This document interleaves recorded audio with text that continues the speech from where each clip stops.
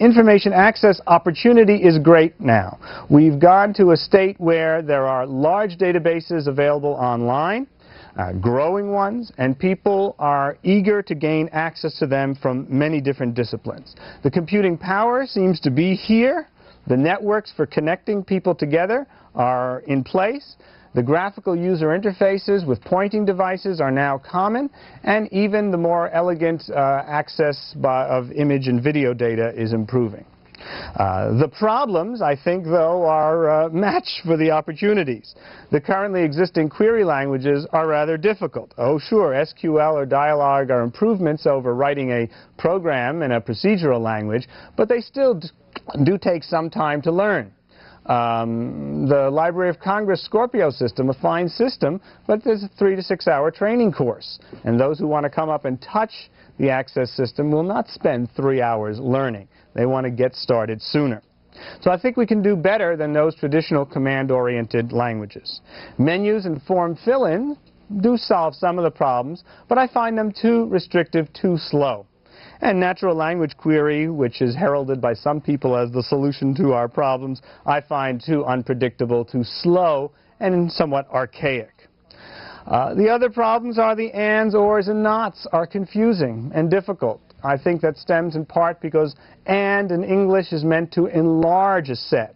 You make something bigger by saying and. Yet in Boolean query languages, when you say and, you mean to restrict a set by putting in another limitation or filter on the data. Or is similarly confusing. In English, or is meant to be exclusive or. Do you want mustard or ketchup? In Boolean retrievals, or is meant to be the union of sets and makes a larger combination. The evidence from studies in library situations are that users have more difficulty with ors than with ands. Negation is also confusing to users who do not well understand the idea of the universe and the negation of each of these items in the set. Some approaches that have been tried, use of graphical Venn diagrams or repeated reformulation, these ideas work so-so. I find them to be cumbersome, and that confusion undermines the trust that the user has and their willingness to get involved. And so we've begun to explore alternates to browsing. And this story takes us back to 1988, to March, when we installed a system, 2 systems in the Smithsonian Institution as part of an exhibit called King Herod's Dream that provided a guide to opportunities in volunteer archaeology. Again, a touchscreen system. Users could just touch the screen and select highlighted words, and they would receive, for example, a map of the world. And they could browse this database very easily by selecting regions of the world. Here we're going to select the Mediterranean, and then get a detailed map. And in this region, there are 4 dig sites available for volunteer archaeologists.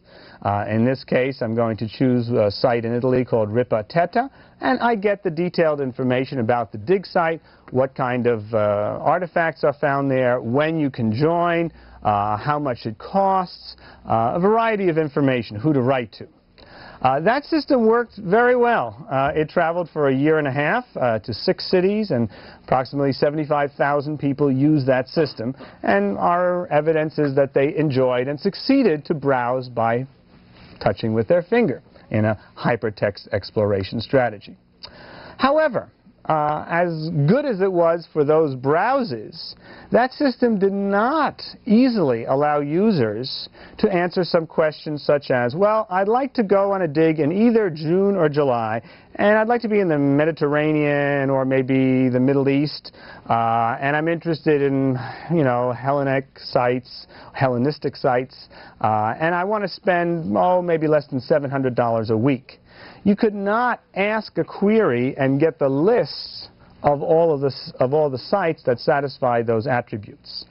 And so we began to explore ways to do that.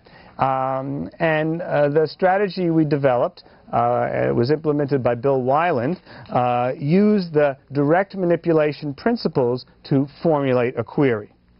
Those principles that are the basis of all these 3 ideas are the visual presentation of query components, and I think important to think of the computer as a visual medium. Secondly, the rapid, incremental, and reversible actions that allow you to explore comfortably, try things out, gain some feedback.